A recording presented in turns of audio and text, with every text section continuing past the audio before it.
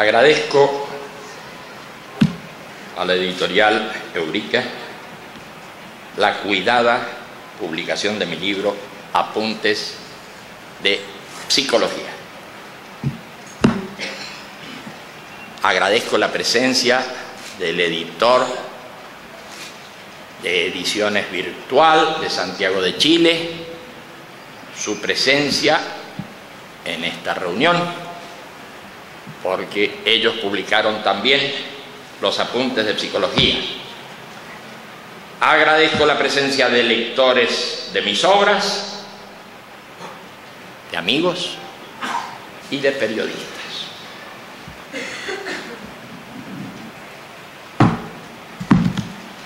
Antes de entrar en materia, debemos considerar que el campo de la psicología ha sido explorado por nosotros en algunas conferencias, artículos y escritos, entre los que destacamos Psicología de la Imagen y la aplicación práctica de esa particular visión de la psique en forma literaria en el libro Experiencias Guiadas. Para quienes se interesan en comprender en profundidad este sistema, debemos recomendar el estudio de autoliberación de Luis Amann y el libro Morfología, Símbolos, Signos y Alegorías de José Caballero. Sin duda que la corriente de pensamiento que nosotros representamos se ha expresado en diferentes campos y, por supuesto, en el ámbito que estamos considerando, ha inspirado numerosos y originales trabajos. En cuanto al material que en este momento nos ocupa, Apuntes de Psicología, debemos decir que este libro es en realidad una recopilación de 4 apuntes tomados en fechas y lugares bastante distantes entre sí. Efectivamente, el primer apunte se produjo en Corfú, Grecia, en 1975. El segundo en Las Palmas de Canarias, España, en 1976.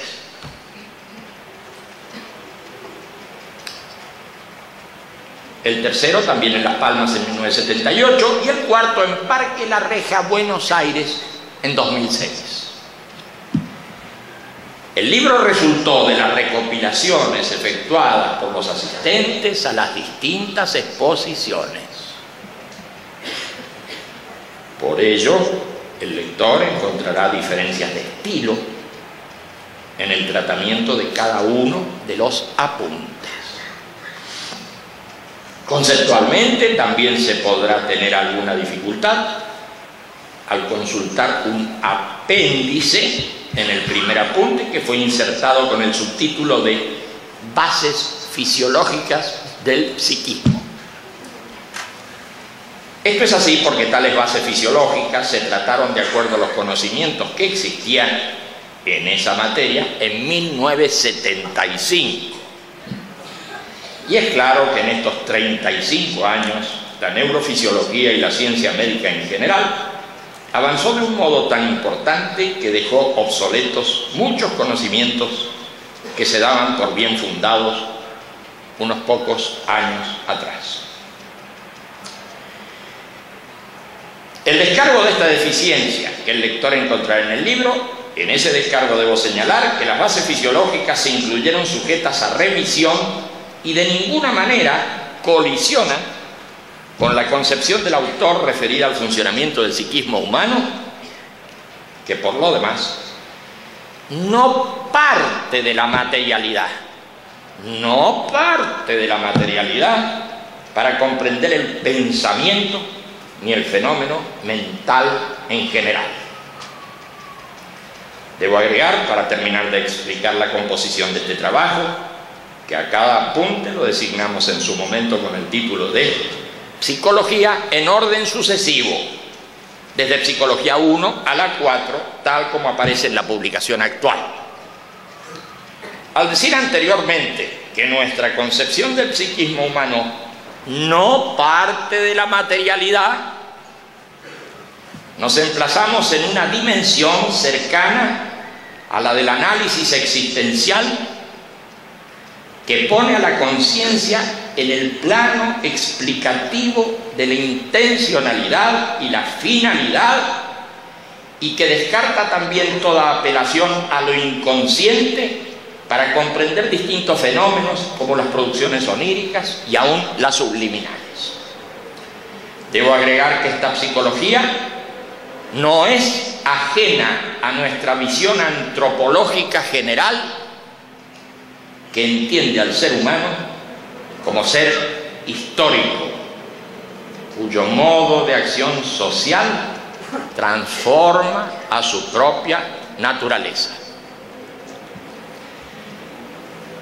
En Psicología 1,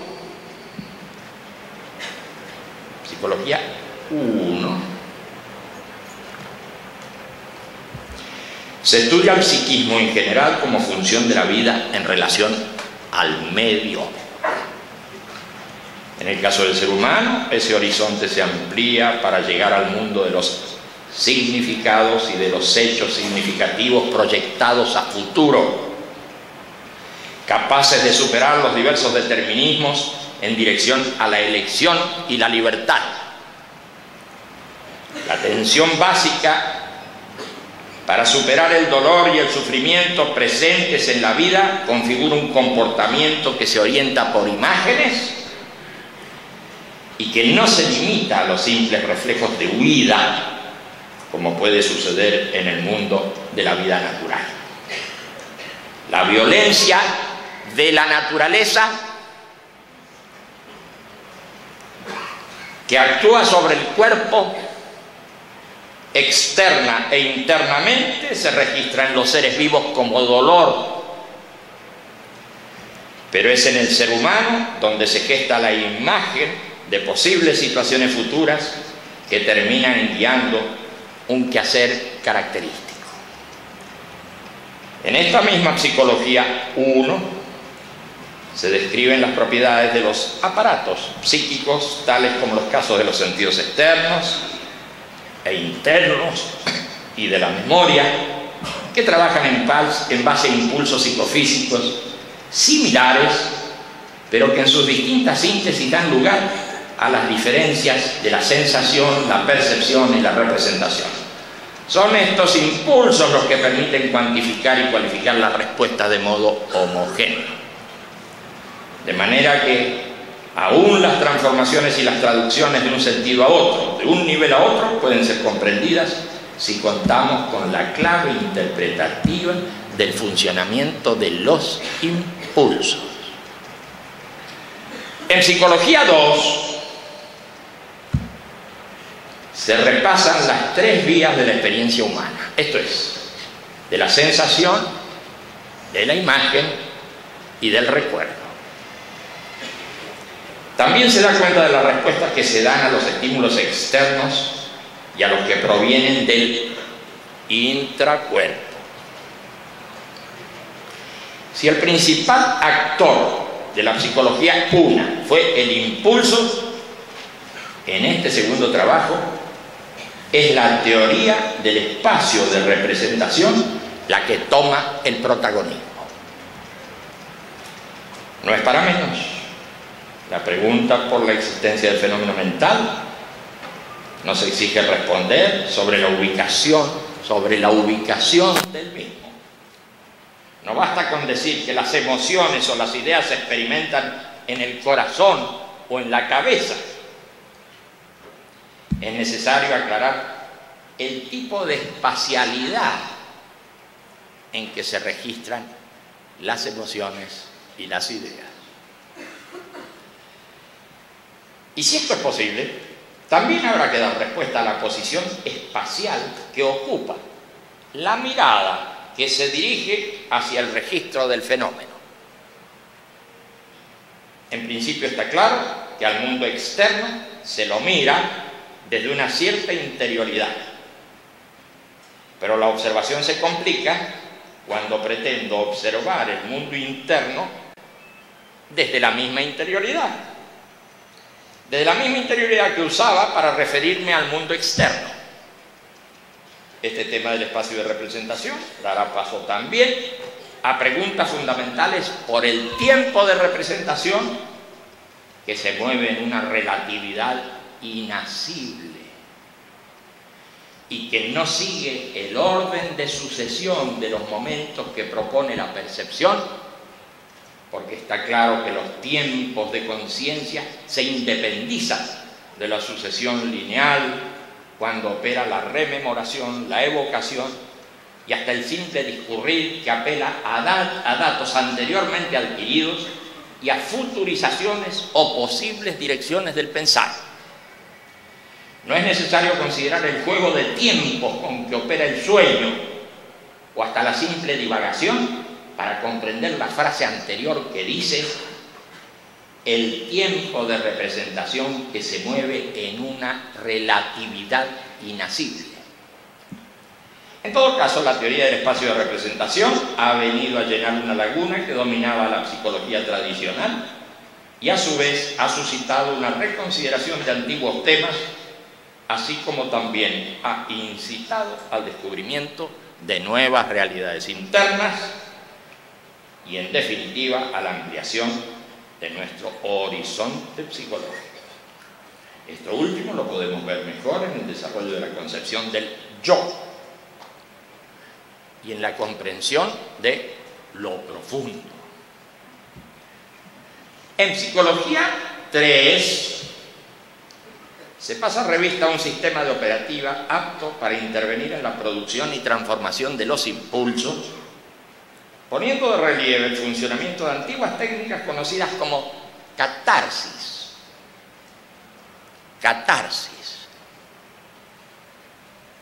Y de otras más recientes llamadas transferencias. Pero muy por encima de toda técnica de operativa es la acción en el mundo habitual la que da valor y dirección a los cambios que se producen en el psiquismo. Repitiendo. Muy por encima de toda técnica de operativa es la acción en el mundo la que da valor y dirección a los cambios que se producen en el psiquismo. La comprensión de este punto ubica a nuestra psicología en el nivel que le corresponde, es decir, en el nivel de la vida cotidiana. Esto queda aclarado al explicar el desdoblamiento de los impulsos y la función catártica y transferencial de los mismos. Así, algunos impulsos son capaces de liberar tensiones haciendo descarga de energía psicofísica y por ello los podemos llamar impulsos catárticos. Pero también muchos de ellos son aptos para trasladar cargas internas, integrar contenidos y ampliar las posibilidades de desarrollo de la energía psicofísica, pudiendo ser designados con propiedad como impulsos transferenciales. En general, las acciones humanas están tocadas por la convergencia o la contradicción entre impulsos.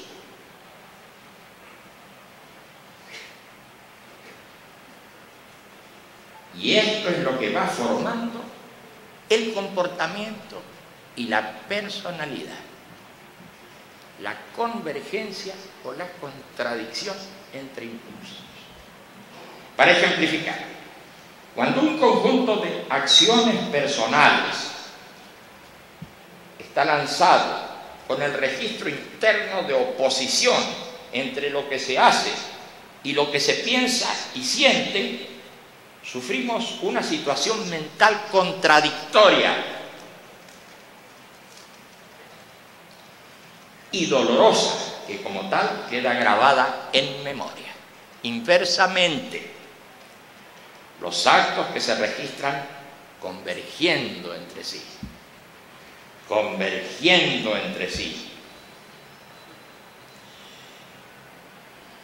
porque hacen coincidir lo que se piensa con lo que se siente, contribuyen a formar un comportamiento de fuerte unidad interna que grabándose en memoria predispone las futuras acciones. Este punto de gran importancia nos permite sacar consecuencias prácticas y establecer una tabla de valores y de conducta en la vida cotidiana.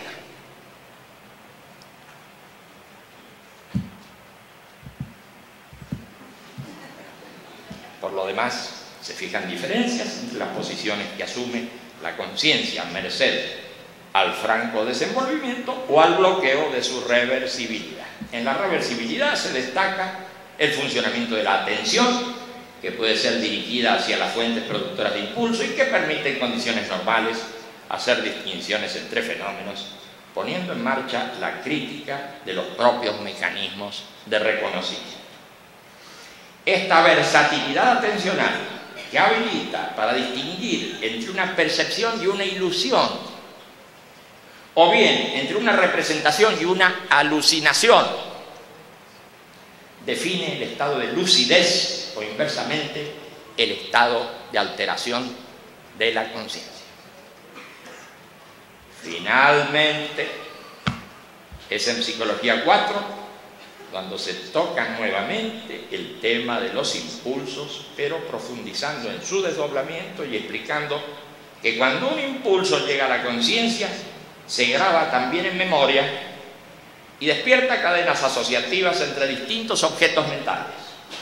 Esto ocurre no simplemente por similitud o contigüidad mnémica, sino por pertenencia de los objetos mentales a una misma región espacial o a una misma región temporal en la que aquellos estuvieron presentes. Así es que si se toma un impulso del tipo de la sensación simple, habremos de reconocer que nunca trabaja aislado, sino que se presenta en una estructuración de impulsos asociados que terminan configurando una percepción que es algo más que el simple impulso que llegó al sentido. Y en cuanto al orden temporal en que se presentan los impulsos, observamos que pueden trabajar hacia atrás, hacia el pasado y hacia adelante, hacia el futuro, teniendo por referencia la solidez del registro presente, siempre actualizado por los correspondientes impulsos que provienen de la senestesia y de los otros sentidos internos. Más adelante se establece el campo del trabajo consciente, ubicando allí todos los fenómenos que ocurren en los diferentes estados y niveles de vigilia, semisueño y sueño, incluidos los subliminales. Desde luego que la noción del yo pertenece también al ámbito de la conciencia, aunque se cuestione su realidad. Y entrando en la discusión, se dijo que el registro de la propia identidad está dado por los datos de los sentidos y de memoria, más una peculiar configuración que otorga a la conciencia la ilusión de permanencia. La ilusión de permanencia, no obstante los continuos cambios que en ella se verifican. Esa configuración ilusoria de identidad y permanencia es el yo.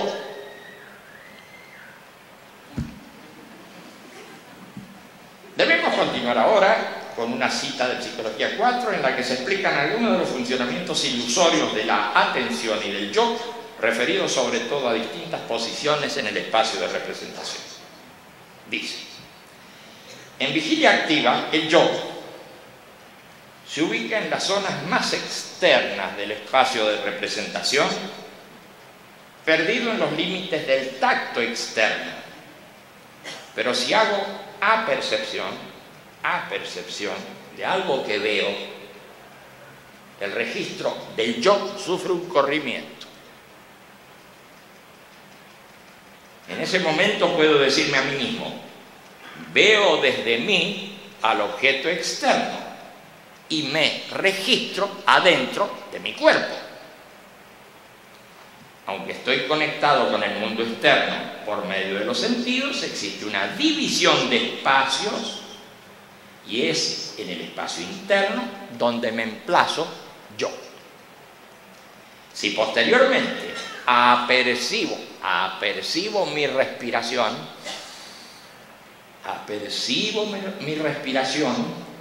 podré decirme a mí mismo, comillas, experimento desde mí el movimiento de mis pulmones. Estoy adentro de mi cuerpo, pero no adentro de mis pulmones. Está claro, experimento una distancia entre el yo y los pulmones, no solamente porque al yo lo registro predominantemente en la cabeza, que está alejada de la caja torácica, sino porque en todos los casos de percepción interna, como ocurre con un dolor de muelas o un dolor de cabeza, los fenómenos estarán siempre a distancia de mí como observador. Pero aquí no nos interesa esta distancia entre el observador y el observado, sino la distancia desde el yo hacia el mundo externo y desde el yo hacia el mundo interno. Por cierto que podemos destacar matices muy sutiles en la variabilidad de las posiciones espaciales del yo. Pero acá estamos resaltando las ubicaciones diametrales del yo en cada caso mencionado.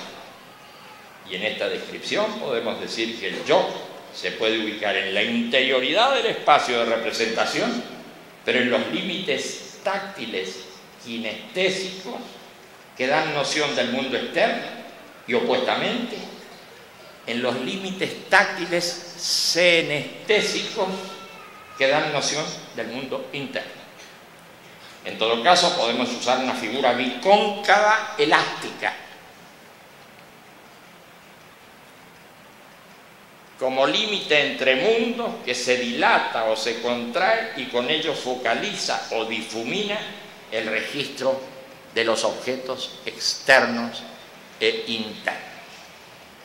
La atención se dirige más o menos intencionadamente hacia los sentidos externos o internos en la vigilia y pierde el manejo de su dirección en el semisueño y el sueño, y aún en la vigilia de los estados alterados, ya que en todos esos niveles y sentidos la reversibilidad es afectada por fenómenos y registros que se imponen a la conciencia. Es muy evidente que la constitución del yo interviene no solamente la percepción, la representación y la memoria, sino la posición de la atención en el espacio de representación. No se está hablando, por consiguiente, de un yo sustancial, sino de un epifenómeno de la actividad de la conciencia. Este yo, atención, parece cumplir con la función de coordinar las actividades de la conciencia con el propio cuerpo y con el mundo en general. Los registros del transcurrir y de la posición de los fenómenos mentales se imbrican en esta coordinación de la que se terminan independizando. Así, la metáfora del yo cobra identidad y cobra sustancialidad, independizándose de la estructura de funciones de la conciencia.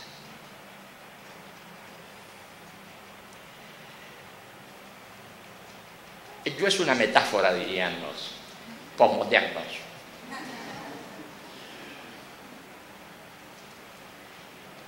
Por otra parte, los reiterados registros y reconocimientos de la acción de la atención se van configurando en el ser humano muy tempranamente a medida que el niño dispone de direcciones más o menos voluntarias hacia el mundo externo y el intracuerpo.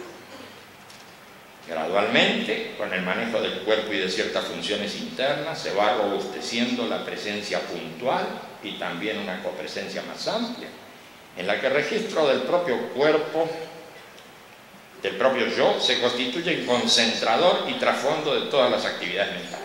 Estamos en presencia de esa gran ilusión de la conciencia a la que llamamos yo. Es claro que existe para la conciencia el registro y la noción del propio yo, pero comprendemos que se trata de una estructuración variable dependiente de la situación de los sentidos, de la memoria y de la posición de la atención en el espacio de representación. A estas alturas del desarrollo de Psicología 4 se llega al parágrafo de las estructuras de conciencia. Allí se dice que los diferentes modos de estar el ser humano en el mundo, las diferentes posiciones de su experimentar y hacer, responden a estructuraciones completas de conciencia. Así, la conciencia desdichada, la conciencia angustiada, la conciencia emocionada, la conciencia asqueada, la conciencia nauseada, son casos relevantes descritos por diferentes autores que en su mayoría adhieren al método fenomenológico y al análisis existencial.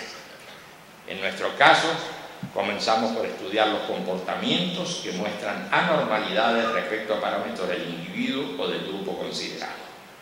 Llevamos nuestro estudio sobre los comportamientos no habituales fuera del terreno de la patología para concentrarnos en dos grandes grupos de estados y casos a los que hemos llamado el grupo de la conciencia perturbada y el grupo de la conciencia inspirada. Decimos que existen diametrales posiciones del yo que van desde la actividad cotidiana a la emoción violenta y estados ensimismados que van desde la calma reflexiva hasta la desconexión con el mundo.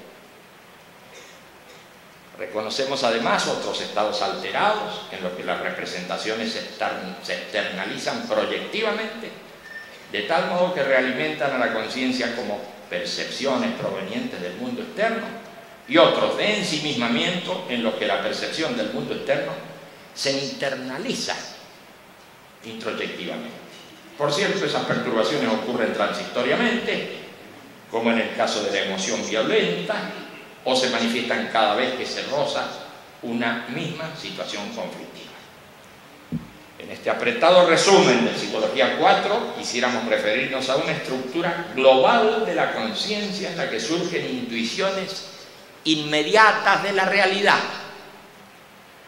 Se trata de la estructura de conciencia inspirada, frente a la cual nos preguntamos: ¿es un estado de ensimismamiento o de alteración? ¿Es un estado perturbado? ¿Una ruptura de la normalidad? ¿Una extrema introyección o una extrema proyección? Por cierto, la conciencia inspirada es más que un estado. Es una estructura global que pasa por diferentes estados y que se puede manifestar en distintos niveles. Así, la conciencia inspirada aparece en grandes campos como la filosofía, la ciencia, el arte y la mística, pero también aparece cotidianamente en las intuiciones o inspiraciones de la vigilia, del semisueño y del sueño paradojal. Ejemplos habituales de conciencia inspirada son los del pálpito, los del enamoramiento, las comprensiones súbitas de situaciones complejas y la resolución instantánea de problemas que perturbaron durante mucho tiempo al sujeto.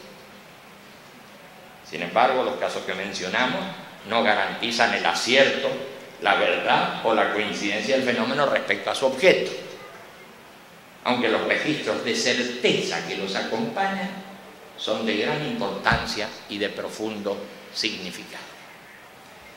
Pero volvamos al parágrafo dedicado a los fenómenos accidentales y los fenómenos deseados de la conciencia inspirada.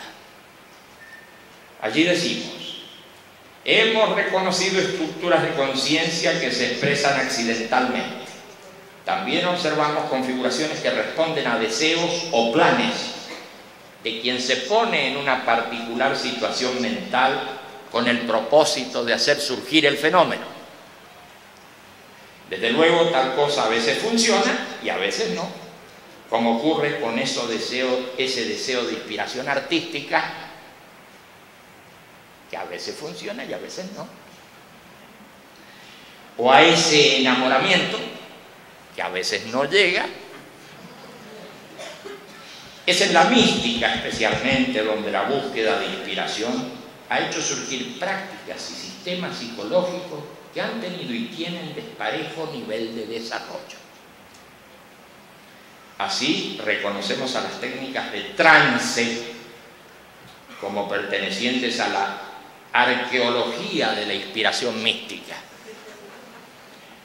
Al trance lo encontramos en las formas más antiguas de la magia y la religión.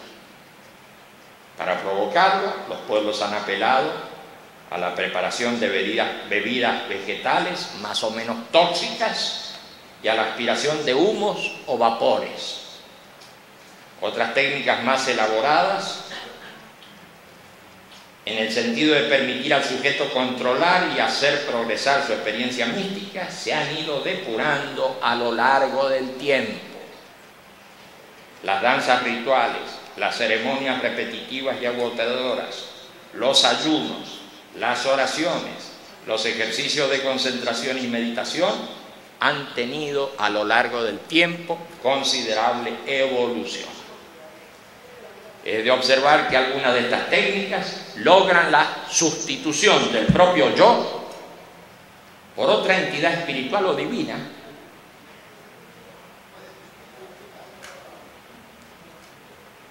y en base a esas imágenes se va profundizando en el espacio de representación, se toma contacto con otro estado o tal vez con otro nivel de conciencia al cual nos referimos con la designación de lo profundo. La investigación de esta posibilidad del psiquismo queda abierta en el tramo final de nuestros apuntes de psicología. Nada más y muchas gracias.